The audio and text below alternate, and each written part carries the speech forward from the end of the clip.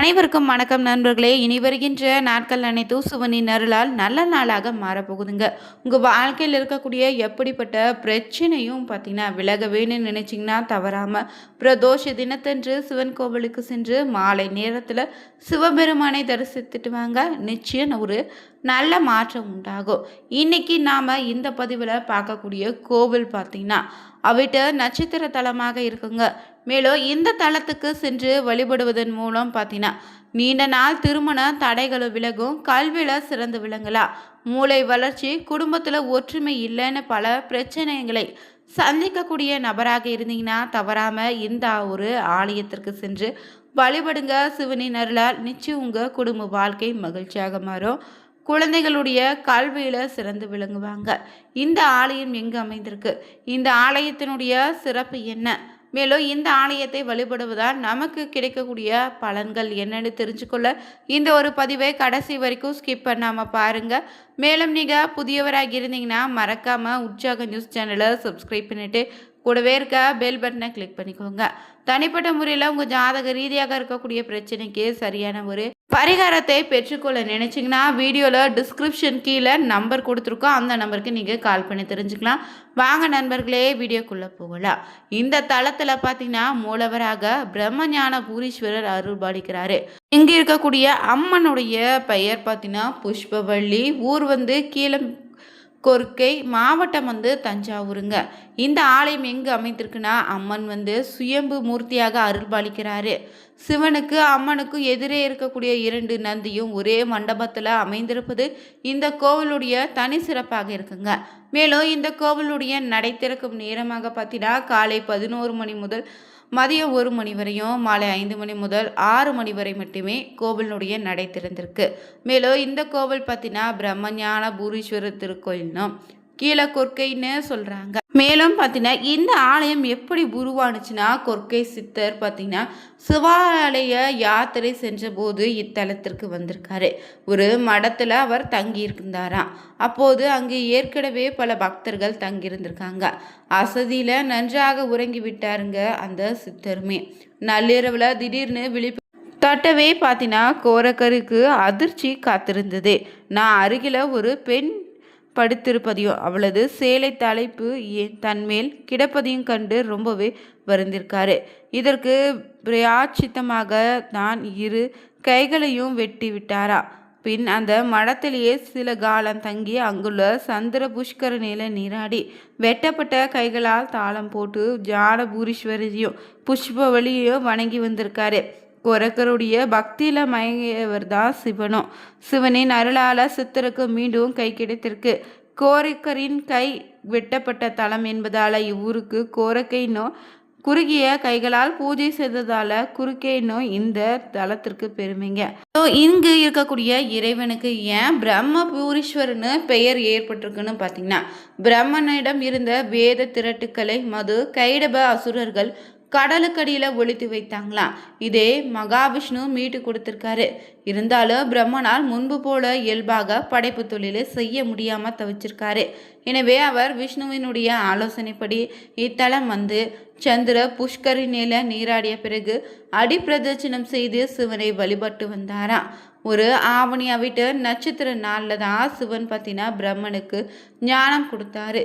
இதனால தான் பிரம்ம ஞானம் மீண்டும் பெற்றதாக படைப்பு தொழிலை மீண்டும் தொடர்ந்ததாக சொல்வதால் இத்தல இறைவன் பிரம்மஞான பூரீஸ்வரர்னு அழைக்கிறாங்க.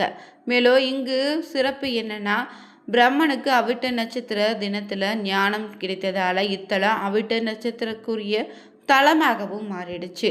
எனவே தான் அவிட்ட நட்சத்திரத்தில் பிறந்தவங்க அடிக்கடியோ தங்களது பிறந்த நட்சத்திர நாளிலோ ஆவணி அவிட்டத்தன்றோ இங்கு அடிப்பிரதட்சணம் செய்து வழிபாட்டு செய்தாலே தலையெழுத்து மாறிவிடுன்னு நம்பிக்கையாக சொல்கிறாங்க. குழந்தைகளுடைய கல்வியறிவு, வியாபார விருத்தி, மன உளைச்சல் நீக்கமும் தோஷங்கள் நிவர்த்தியாக இங்கு வழிபாடு செய்தால் சிறப்பான பலன் உண்டுங்க. கைரேகை போல காலுக்கு ரேகை உண்டு. இந்த கால் ரேகை இத்தலத்தில் படும்படி அவிட்ட நட்சத்திரனால அடிப்பிரதட்சணம் செய்வது ரொம்ப சிறப்புங்க. 3வது குலோத்துங்க சோழன் காலத்தில் இந்த கோவில் பார்த்தீங்கன்னா கட்டப்பட்டிருக்கு. மேலும் இங்கு பார்த்தீங்கன்னா தன்னுடைய பிரார்த்தனையாக பார்த்தீங்கன்னா பெரும்பாலானவங்க அவிட்ட நட்சத்திரக்காரர்கள் தங்களுக்கு ஏற்படக்கூடிய தோஷம் நீங்க இத்தல இறைவனை வழிபட்டு செல்றாங்களா.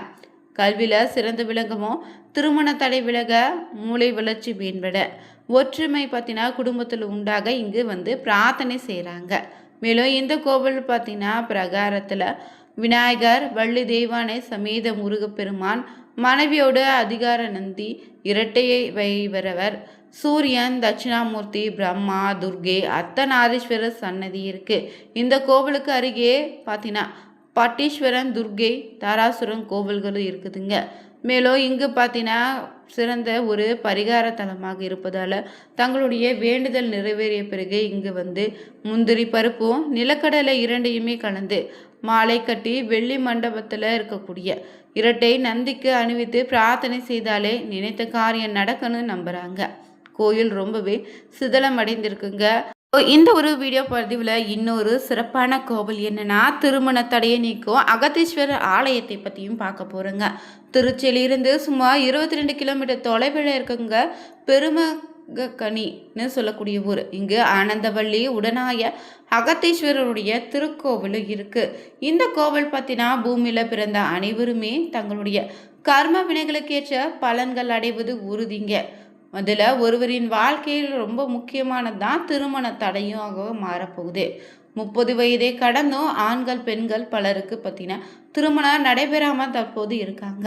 இதற்கு பலவிதமான காரணம் இருந்தாலும் அதை அனைத்தையுமே விளக்கி நிம்மதியாக வாழ்வதற்கு சித்தர்கள் மூலமாக சிவபெருமான் பல வழிகளை காட்டியிருக்காரு. அவற்றில் ஒன்றுதாங்க இந்த பெருகமணி அகத்தீஸ்வரர் கோவிலுங்க. இந்த ஆலயத்தில் இருக்கக்கூடிய இறைவனும் இறைவியும் பார்த்தீங்கன்னா வழிபாடு செய்து வந்தாலே திருமண தடை விலகி விரைவிலேயே பார்த்தீங்கன்னா திருமணம் நடைபெறும்னு சொல்கிறாங்க. இந்த ஆலயத்தில் கருவறையில் அகதீஸ்வரர்னு பெயரில் சிவபெருமான் வீற்றிருக்காரு. இத்தல இறைவியும் திருநாமம் பார்த்தீங்கன்னா ஆனந்தவள்ளி என்பதாகும். ஆலய தள விருட்சமாக இங்கு வில்வ மரமே இருக்குதுங்க. மேலும் பல கோடி யுகங்களுக்கு முன்னாடியே பார்த்தீங்கன்னா சிவபெருமான் தமிழ் மொழியை முருகப்பெருமானுக்கு கற்று தந்திருக்காரு. முருகப்பெருமானும் தமிழின் சுவையை சித்தர்களின் தலைவராக இருக்கக்கூடிய அகத்தியருக்கு போதித்தாராம். அத்தகைய சிறப்பான அகத்தியருக்கு ஓம் அகத்தீசாய நமக எனும் குரு மந்திரத்தை நாம் ஜபித்தாலே அனைத்து விதமான நன்மைகளும் நிச்சயம் உண்டாகுங்க. இந்த பூமியில் இருக்கக்கூடிய ஆயிரக்கணக்கான ஆலயங்களும் அகத்தியரின் பார்த்தீங்கன்னா வழிபாடோ பூஜையும் செய்கிறாங்க. இதை தவிர அகத்தியரால் உருவான ஆலயங்களும் பார்த்திங்கன்னா கோவில்களும் இன்னும் இருக்குது. அதை சென்று வழிபட்டால் ரொம்ப சிறப்புங்க. மேலும் இங்கு அகத்தியர் பார்த்தீங்கன்னா சித்தர்களின் தலைவராக போற்றப்படுவது போல பெண் சித்தர்களின் தலைவியாக அகத்தியரின் மனைவி லோபமுத்ரா போற்றப்படுவாள். அகத்தியருக்கும் லோபமுத்ராவிற்கும் திருமணம் நடந்த இடமாகவே இந்த திருச்சியில் அமைந்திருக்கக்கூடிய கரூர் செல்லும் சாலையில் இருக்கக்கூடிய பெருகமணி அகத்தீஸ்வரர் கோவிலுங்க. மேலும் பார்த்தீங்கன்னா ஒரு தலை சிறந்த சிவபக்தனியே மனம் முடிக்க வேண்டுன்னு லோபமுத்ரா சபதம் எடுத்தாலாம். அதை நிறைவேற்றுவதற்காக அகத்தியர் பல்வேறு விதமான உபதேசங்களையும் லோபமுத்ராவுக்கு வழங்கியிருக்காரு. அதன் முடிவாக தான் எதிர்பார்த்த தலை சிறந்த சிவனடியார் அகத்தியர் என்பதை லோபமுத்ரா உணர்ந்து கொண்டா.